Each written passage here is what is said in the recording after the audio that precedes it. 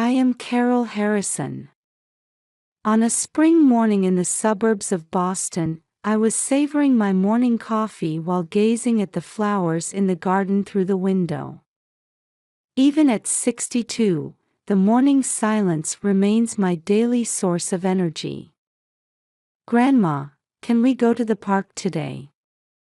Suddenly, my grandson Aiden came running down the stairs. His blue eyes were shining with excitement. Of course, Aiden. But first, we need to have a good breakfast. Aiden is a remarkably intelligent and kind child for his 8 years. Like my son Mark and his wife Sarah, he has a strong intellectual curiosity. As I was preparing to go to the park with Aiden after breakfast, I heard the front door open. Hey, Mark. About Aiden's cram school. Sarah, enough about that. Now is not the time. I could hear Mark and Sarah's voices. They've been going through divorce proceedings recently and are in fierce conflict over Aiden's custody. My heart aches, but I must maintain composure in front of Aiden. Good morning, you two, I called out cheerfully. Oh, good morning, Mom, Sarah hurriedly put on a smile. Mom, thanks for looking after Aiden today, Mark said with a tired expression. The tension between the two was almost palpable. Dad, Mom, I'm going to the park with Grandma. Aiden shouted energetically. Be careful, Aiden, Sarah smiled gently. Have fun, Mark also showed a smile. When we arrived at the park, Aiden immediately ran towards the playground equipment. The spring sunlight made his blonde hair shine. Aiden, don't go too far, I called out as I sat on a bench. Okay, I got it. He turned back and waved. I opened the book I had brought and enjoyed reading while occasionally checking on Aiden. The laughter of other children echoed around us. It was a peaceful Saturday afternoon. Grandma, can you push me on the swing? Aiden came running over. Of course, dear. We played on the swing and then built a castle in the sandbox. We were having so much fun that we lost track of time. I'm a bit thirsty. I'll go buy some juice, so wait here, okay? Okay, got it. While I was heading to the vending machine, Aiden continued playing in the sandbox. It was only a matter of minutes. When I returned, Aiden was no longer in the sandbox. Aiden? Aiden, where are you? I looked around, but he was nowhere to be seen. My heart started racing. Aiden! I desperately searched the entire park. Other parents helped too, but Aiden couldn't be found. Fear enveloped me.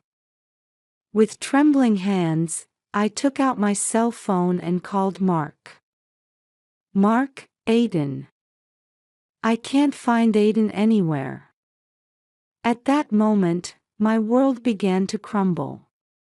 When Mark arrived at the park, I was sitting on a bench with my face in my hands. I could hear his footsteps approaching. Mom. Mark's voice had an urgency I'd never heard before. Where's Aiden? I explained the situation through tears. Mark's expression darkened. Have you called the police? Yes, Before I could finish, we heard police sirens. 2 patrol cars arrived at the park entrance, and uniformed officers got out. Are you Mrs. Harrison? One officer approached us. "Please tell us the details of the situation." As we were explaining to the officer, Sarah arrived, out of breath. "Aiden. Where's Aiden?" Her voice was trembling. Mark briefly explained the situation to her. Sarah glanced at me with what seemed like an accusing look for a moment. But that expression quickly vanished, replaced by one of determination. "Let's search. He must be nearby." The police moved swiftly. They searched the park, questioned nearby residents, and checked security cameras. We also split up, calling Aiden's name while searching the entire park. As time passed, the sun began to set. Fatigue was evident on Mark's face, but he continued the search without rest. Sarah, who had been desperately searching at first, gradually began to slow down. "Sarah, are you all right?" When I called out to her, she turned around, looking slightly startled. "Huh? Oh, yes, just a bit tired." At that moment, I noticed a strange light in her eyes. But there was no time to dwell on it. As night fell, the police set up a search headquarters. We answered questions and provided photos of Aiden. One of the investigators approached us. "Mr. and Mrs. Harrison, is there anyone who might hold a grudge against your child?" Mark shook his head. "No, Aiden is loved by everyone. I understand you're going through divorce proceedings. In relation to that..." Sarah suddenly interrupted. "Are you suspecting us?" The officer maintained his composure as he replied, "We need to consider all possibilities." That night, none of us could sleep. Feelings of guilt continued to torment me. I had only taken my eyes off him for a moment. The next day, the search expanded to a wider area. Volunteers joined in, and the town was flooded with Aiden's photos. Mark was moving around tirelessly, but I began to notice subtle changes in Sarah's attitude. "Sarah, shall we search the southern area as well?" When Mark suggested this, Sarah hesitated before answering. "Yes, but I don't think Aiden could have gone that far." I felt uneasy about those words. Sarah's eyes seemed to reflect an emotion other than anxiety. On the third day of the search, there was a new report from the police. We found footage of a suspicious car on a security camera near the park. We're currently tracking that vehicle. This news gave us a glimmer of hope. However, Sarah's reaction was strange. For a moment, she seemed to turn pale. "Sarah, are you okay?" Mark asked worriedly. "Yes, I'm just tired." I silently stared at Sarah. A thought began to grow in my mind that she might be hiding something. 5 years have passed since Aiden disappeared. Time has mercilessly moved on, seasons have changed, and our lives have slowly but surely transformed. Every year on Aiden's birthday, we gather as a family and offer a silent prayer around his photo. This year, he would have turned 13. As I gazed at the photo of his innocent smile on the table, I let out a deep sigh. "Mom, would you like another cup of coffee?" Mark called from the kitchen. "Yes, please." Mark had immersed himself in work. Perhaps to distract himself from the grief, or to escape reality. The color of fatigue was always heavy under his eyes, and he rarely smiled anymore. "How are you doing lately, Mark?" I asked carefully. He shrugged. "Same as always. Just work, work, every day." I could sense a hint of resignation behind those words. Meanwhile, Sarah's behavior had been changing, slowly but surely. At first, I thought it was just my imagination, but I began to feel something off about her actions. One day, I noticed Sarah hurriedly trying to leave the house. "Sarah, are you going somewhere?" "Yes, just a quick errand," she answered vaguely and rushed out. These frequent outings had increased. When asked about her destination, she would give evasive answers. Her cell phone usage had also changed. She would go to a corner of the room to talk in a low voice, or suddenly end calls when we approached. Once, I witnessed her hastily hanging up when she saw the name displayed on the screen of her ringing phone. "Sarah, is something worrying you?" One day, I decided to ask her directly. "No, nothing at all," she answered with a forced smile, but her eyes weren't smiling. The most surprising incident happened one evening during dinner. "Hey, why don't we consider moving?" Sarah suddenly brought up. Mark looked at her with a surprised face. "Why so suddenly?" "I just thought it might be good for a change of pace." There seemed to be something behind this suggestion. This house is filled with memories of Aiden. It was hard to believe that Sarah would easily suggest abandoning that. One night, as I sat alone in the living room, I heard Sarah's footsteps coming down the stairs. She was wearing a coat and holding her keys. "Sarah, where are you going so late?" She flinched for a moment. "Oh, just a quick errand. I'll be right back." As I heard the door close, the doubts in my mind grew larger. What was Sarah hiding? And did it have anything to do with Aiden's disappearance? As Sarah's puzzling behavior continued, my days were filled with anxiety and suspicion. 5 years had passed since Aiden's disappearance, and while the light of hope was growing dim, deep in my heart, the belief that he was alive somewhere never faded. One quiet afternoon, I was in the living room using the computer to digitize old family photos.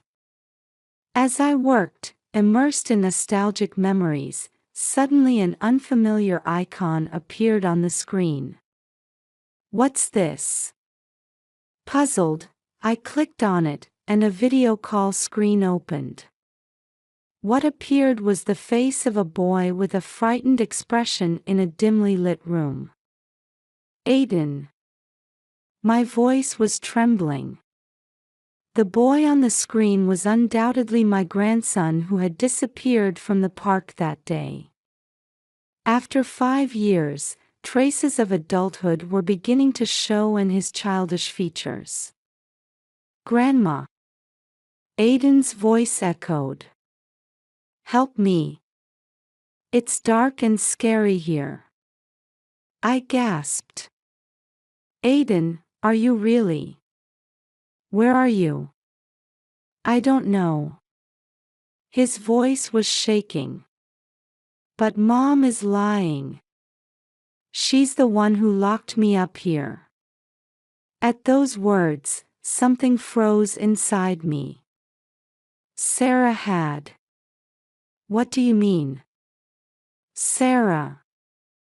Aiden looked around cautiously before continuing in a low voice. Mom makes me do photo shoots. There are scary people here too. I'm not allowed to go outside.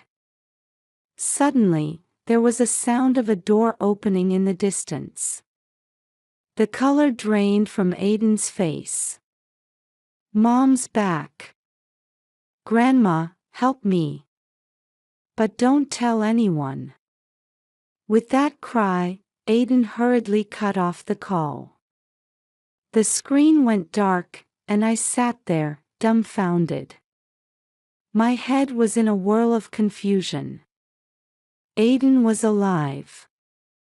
However, his situation was beyond imagination. And the most shocking fact was that Sarah was involved. With trembling hands, I took out my cell phone to call Mark. But I hesitated for a moment. Aiden had said, "Don't tell anyone." But I couldn't leave things as they were. Taking a deep breath, I steeled my resolve. To save Aiden, I needed to act carefully but decisively. I had a gut feeling that this video message would be the turning point that would change everything. After receiving the shocking video message from Aiden, my heart was in turmoil. However, I knew I had to regain my composure. To save Aiden, we needed to act carefully. The next morning, I contacted John Brown, a longtime friend and retired police officer. I knew he would understand this difficult situation and give appropriate advice. "Carol, it's been a while. What's the matter?" John's voice on the phone mixed nostalgia with concern. Taking a deep breath, I told him about the recent developments in Aiden's video message. John listened silently, but I could hear his breathing become a bit ragged. "This is serious. We need to proceed with caution." John's voice became more serious. "First, we need to investigate Sarah's behavior in detail." Following John's advice, I began my own investigation. I started noting Sarah's outing patterns, her phone usage, and the places she had been frequently visiting recently. After a few days of observation, I discovered that Sarah was regularly heading to a warehouse district in the suburbs. So, one day, I decided to follow her. My heart raced as I watched Sarah's car stop in front of an old warehouse. After confirming that she had entered the building, I cautiously approached. Peeking through a window, I could see Sarah talking to someone. I couldn't see who she was talking to, but Sarah's expression wasn't that of the kind mother she usually portrayed. It was cold and calculating. This discovery turned my suspicions into certainty. There was a high possibility that Sarah was hiding Aiden. But why? And did Mark know about this? When I returned home, Mark had just come back from work. Seeing his tired expression, I hesitated, but felt the need to share the truth. "Mark, we need to talk," I carefully began. "What is it, Mom?" He looked at me with a bit of wariness. I told him about Aiden's video message and Sarah's suspicious behavior. I could see Mark's expression gradually changing. "No way. Sarah." Mark's voice mixed disbelief and confusion.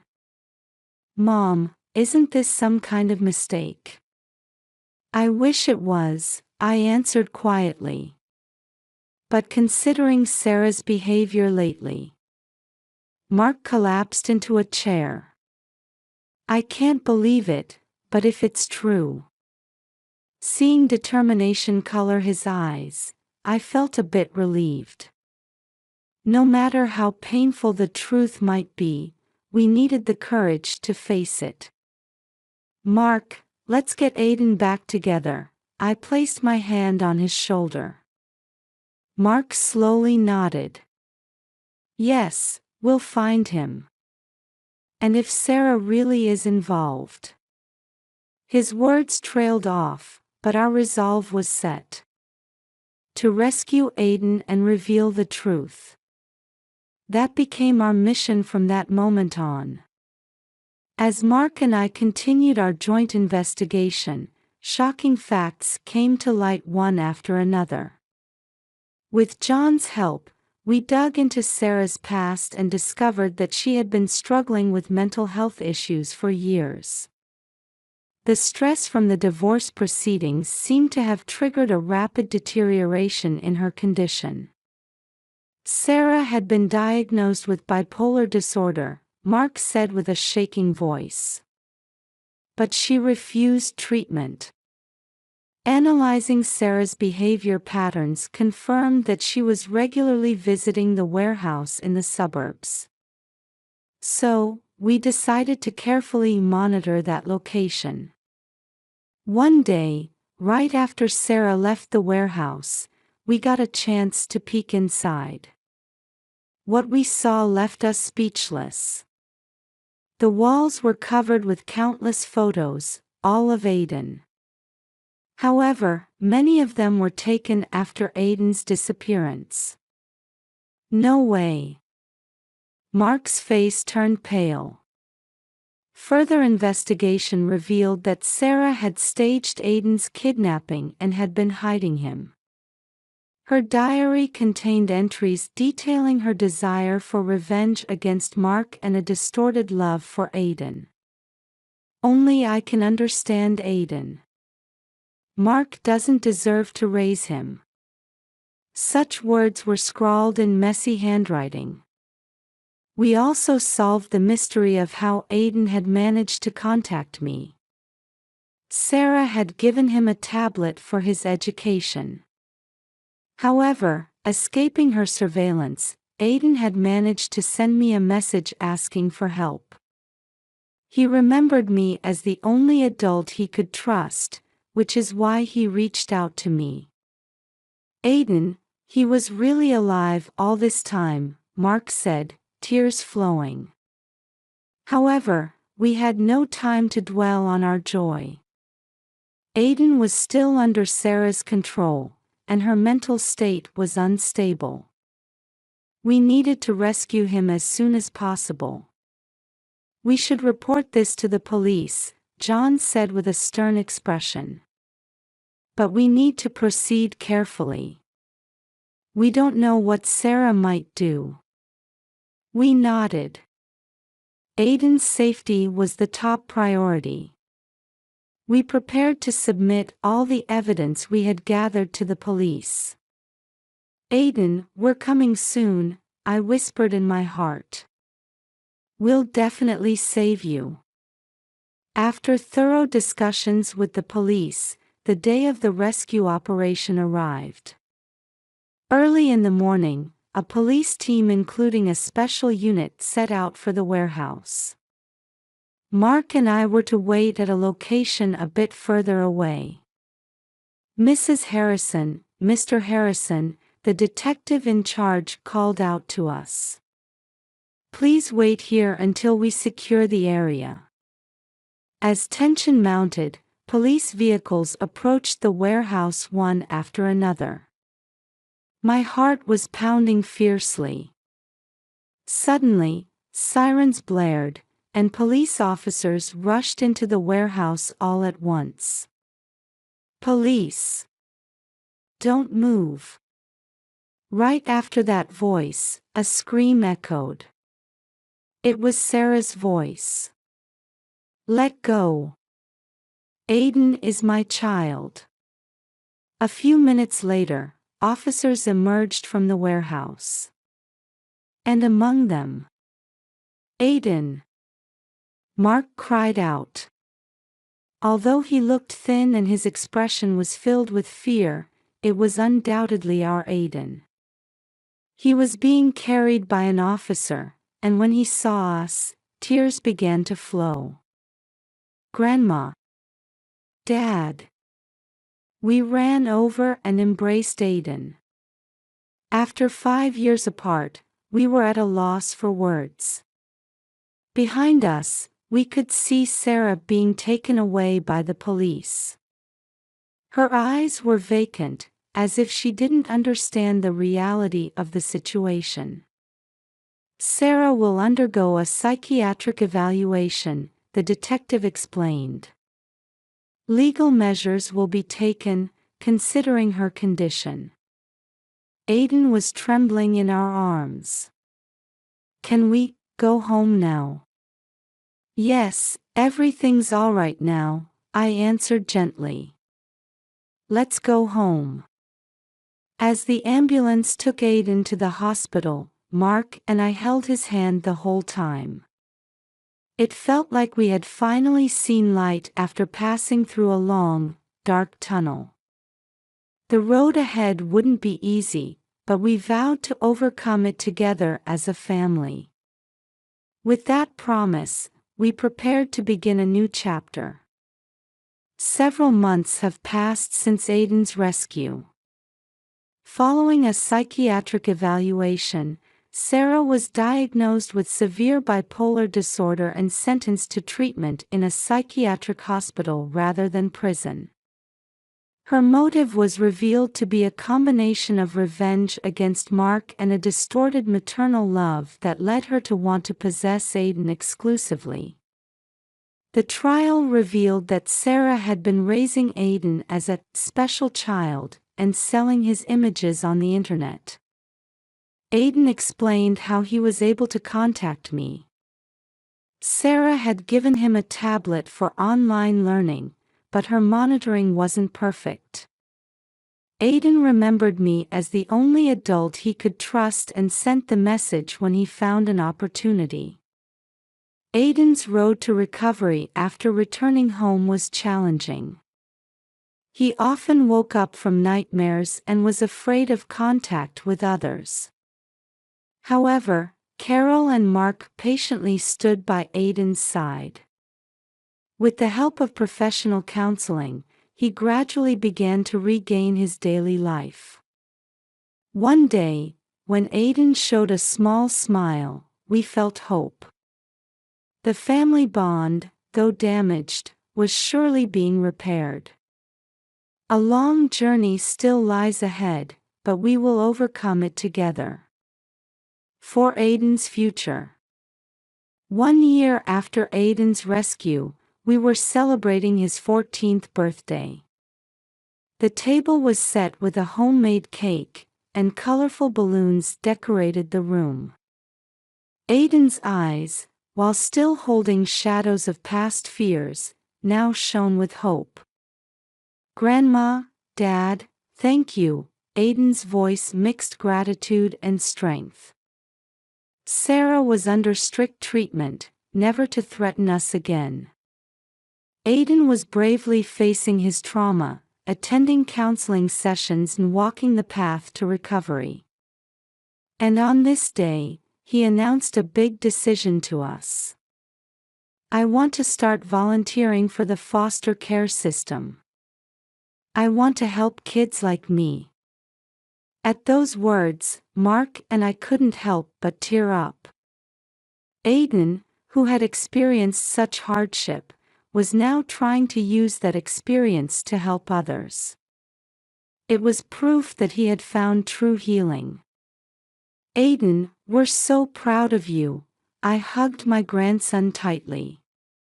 Our bond, having overcome adversity, had grown even stronger. This was the true victory.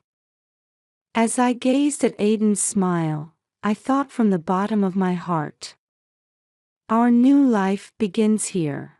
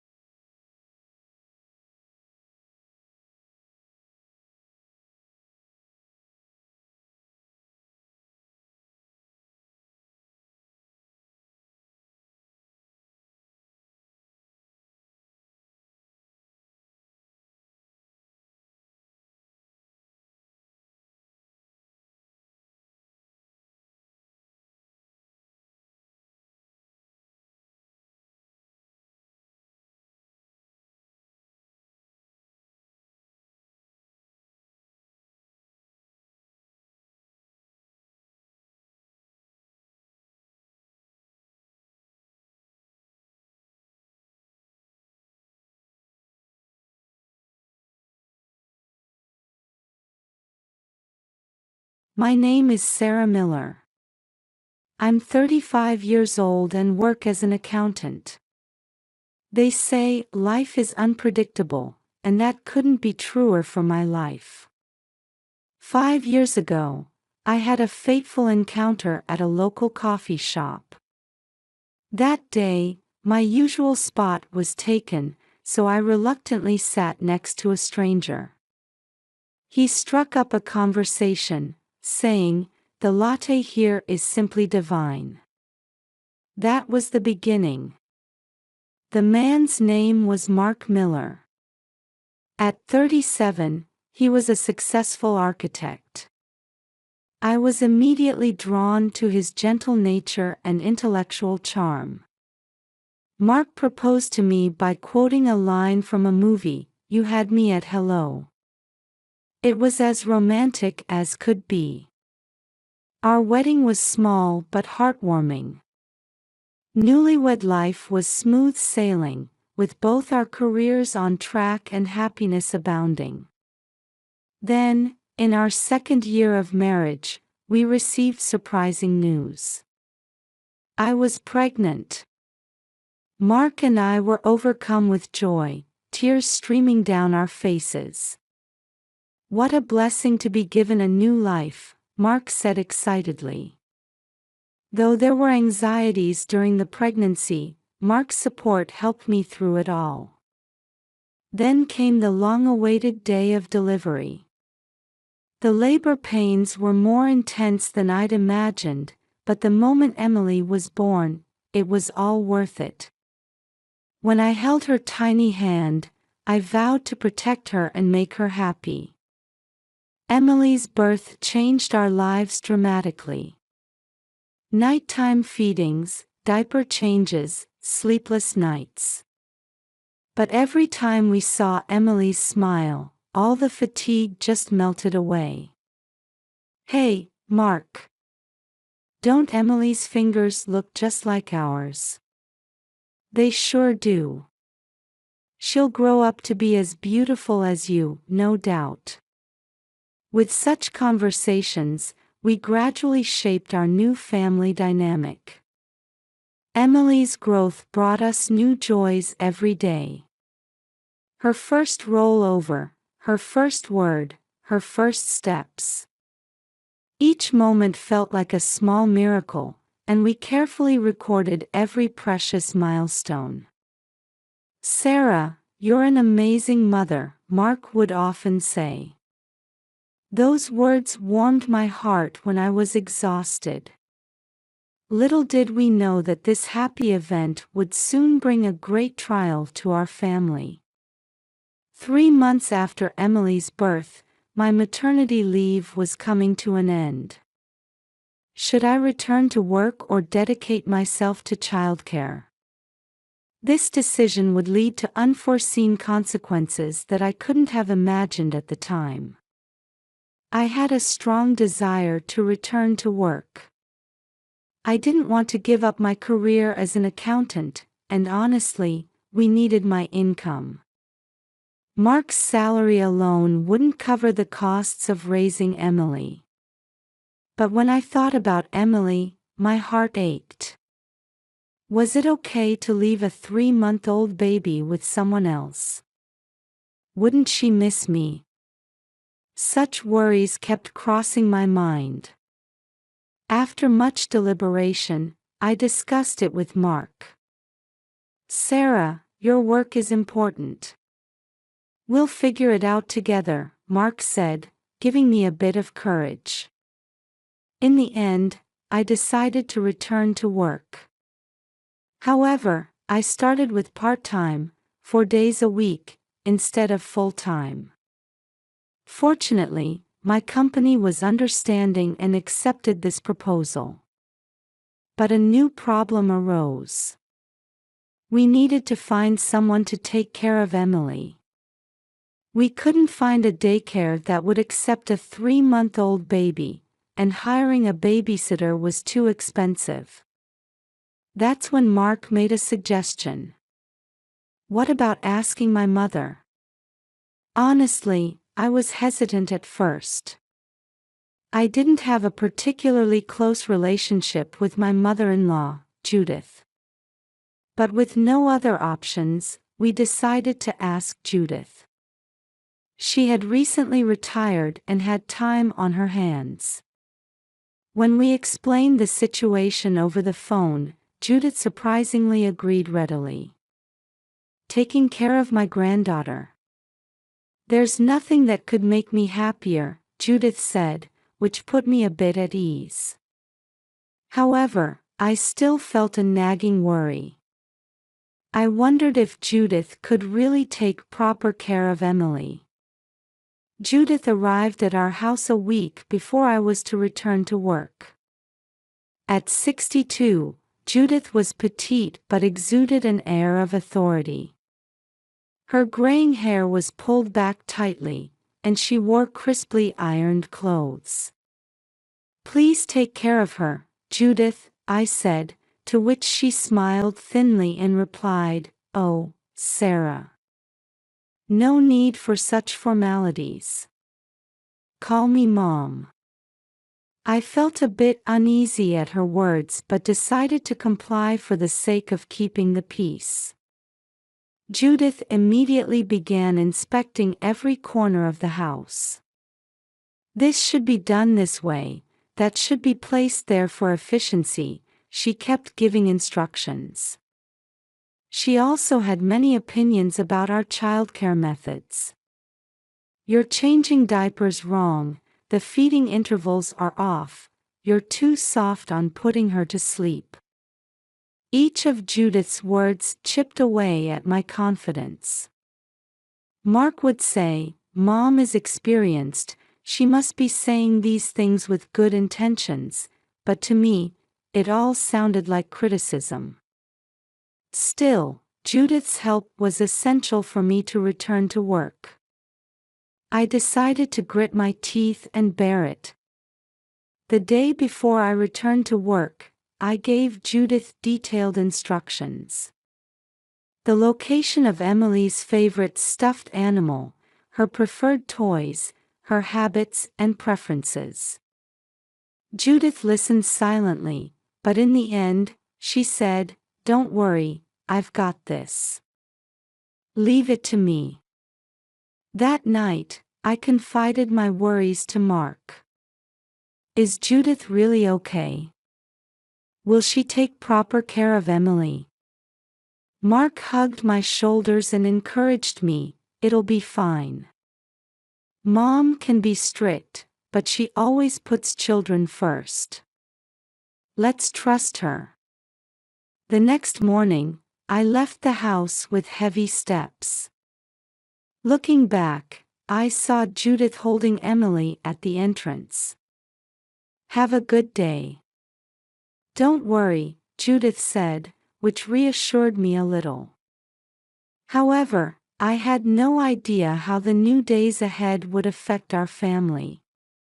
After a few weeks of returning to work, I was beginning to understand more about Judith's personality and background. From conversations with Mark and Judith's casual comments, I started to see glimpses of her life story. Judith was born in the 1960s to a strict military father and a stay-at-home mother. She grew up in a rigid household environment.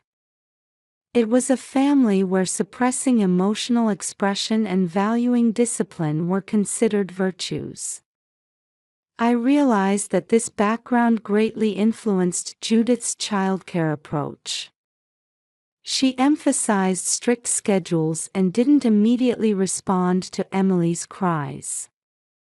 "Let her cry. You mustn't spoil her," she would say. Emily also seemed to be struggling with Judith's presence. Usually not shy around people, Emily would often burst into tears in front of Judith. After a few weeks, subtle changes began to appear in Emily's behavior.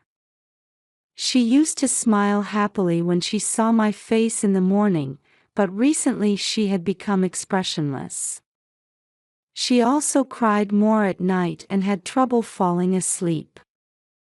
Noticing these changes, I became increasingly anxious and conflicted. Is something wrong with Emily? Is there a problem with Judith's childcare methods? Such questions kept crossing my mind. Even when I consulted Mark, he would only say, "Let's trust Mom." I started to get irritated with Mark for not understanding my concerns. "Mark, something's wrong with Emily. Don't you think there might be a problem with how Judith is raising her? Sarah, Mom is experienced. Don't you think you're just being oversensitive?"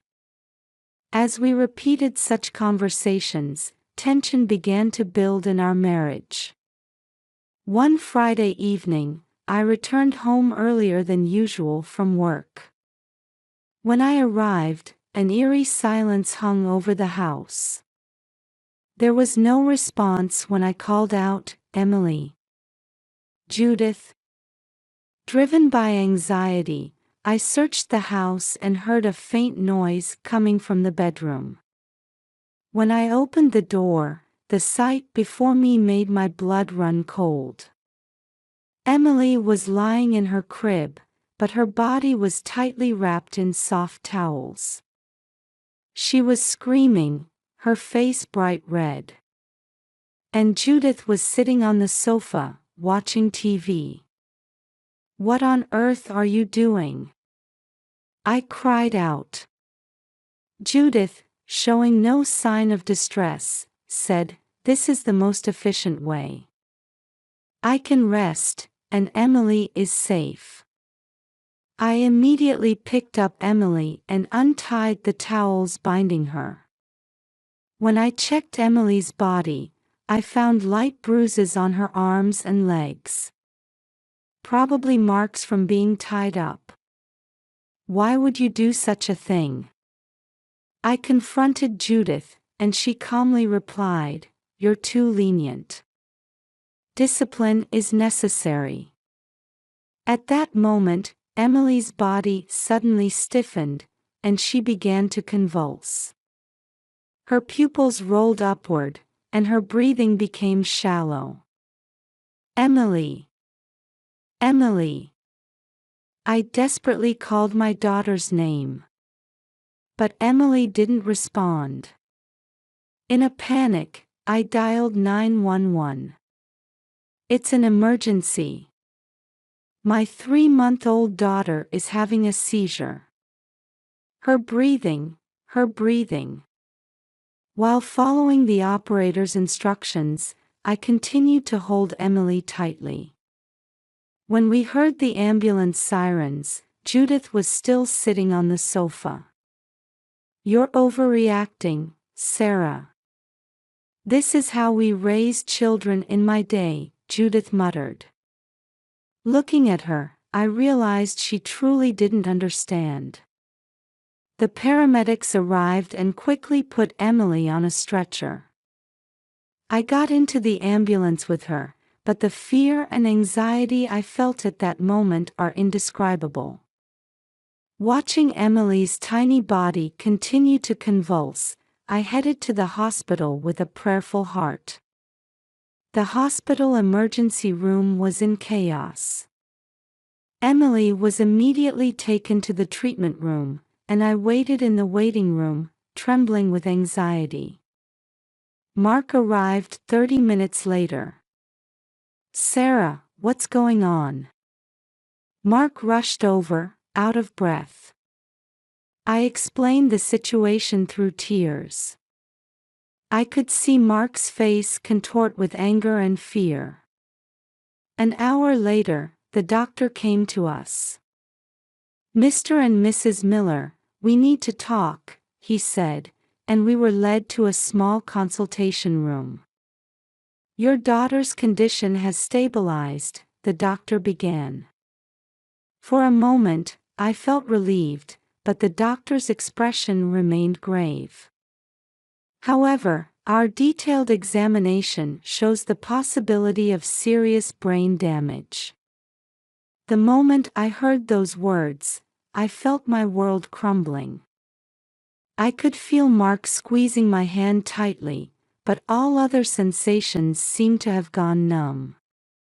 The doctor continued, "We've also found signs of long-term abuse. Do you have any idea about this?" We were at a loss for words. We hesitated whether to talk about Judith but decided to reveal everything. The doctor listened with a serious expression and said, "We'll need to contact Child Protective Services." Just then, we heard a commotion in the hallway. When we opened the door, we saw Judith surrounded by nurses. "I have the right to see my granddaughter," she was shouting. Glaring at the doctor, Judith cried out, "I've done nothing wrong." When Mark tried to intervene, Judith lashed out, "This happened because you spoil her too much." Security was called, and Judith was removed from the hospital. However, the chaos left deep scars on our hearts. Emily's future, our family bonds, and our marriage, everything was suddenly called into question. Several weeks have passed since Emily was discharged from the hospital.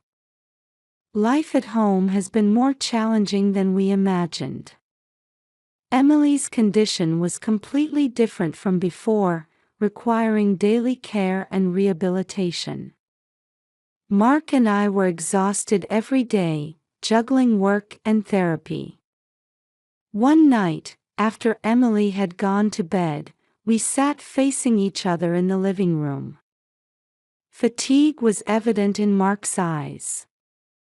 "Sarah, we can't go on like this. We need to make a decision," he began. I agreed. "But what should we do?" I asked, and Mark let out a deep sigh. "In my opinion, we have two options. One is to sue my mother. The other is..." He hesitated. "The other is..." I prompted, and Mark continued painfully, "to try to reconcile as a family." Those words filled me with intense anger. Reconcile? After what she did to our child, that's absolutely impossible. Mark quietly replied, "I know, Sarah. But Mom had her own issues.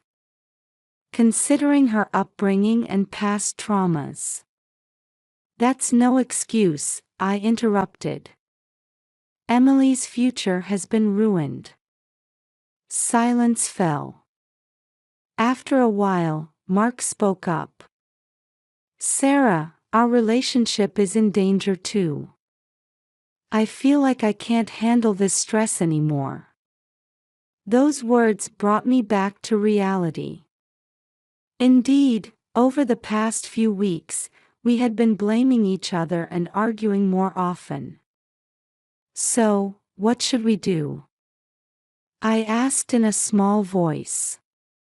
Mark took my hand. "First, let's get counseling for ourselves. Then, let's make the best decision for Emily. Whether we take legal action or try to reconcile, let's decide together." That night, we talked for a long time. About Emily's future, our family bonds, and our own relationship. By the time the sun rose, we had finally reached a conclusion. We agreed on the point that we must prioritize Emily's future.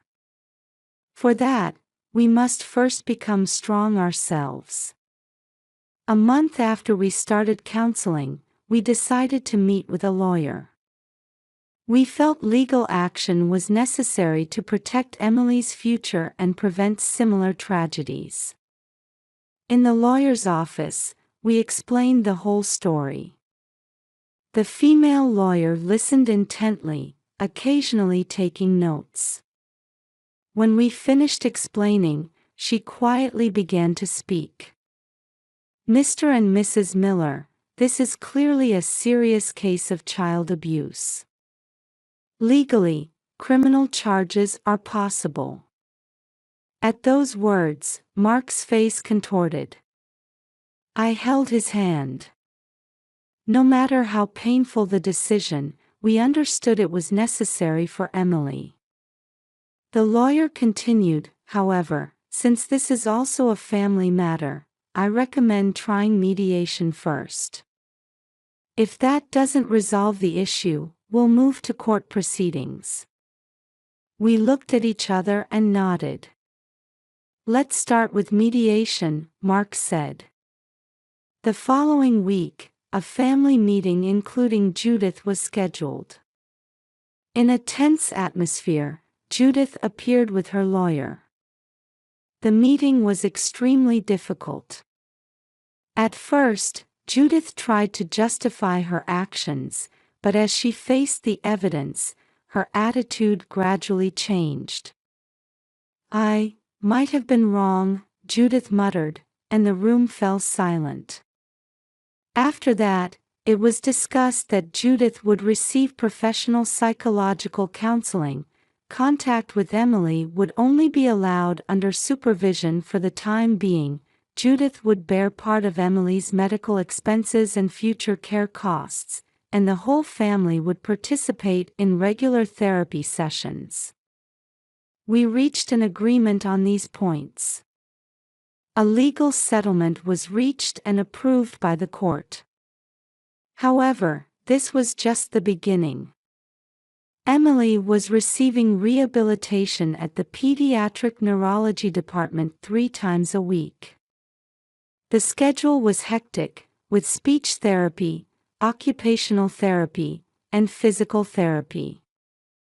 Emily showed gradual progress and slowly began to speak words. Mark and I were busy balancing work and rehabilitation. Fortunately, both our workplaces were understanding and allowed us to work flexible hours. Still, the accumulation of fatigue was unavoidable. Family therapy sessions also continued regularly.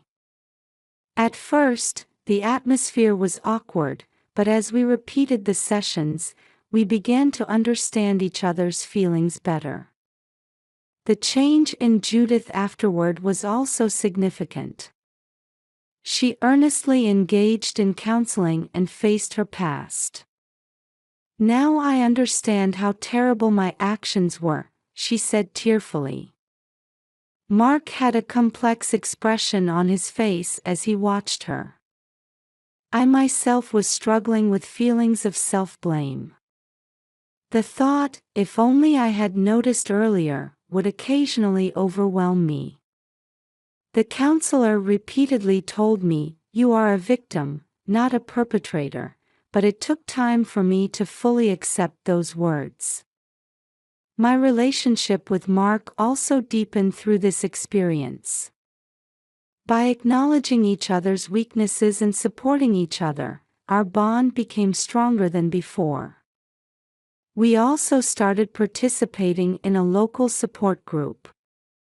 Interaction with families who had similar experiences was a great encouragement.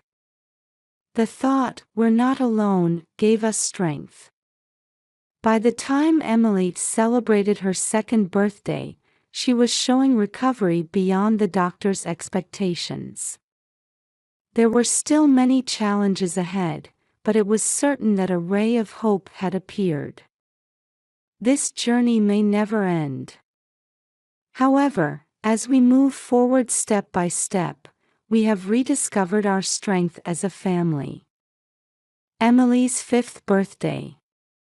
Colorful balloons dance in the garden, and laughter fills the air.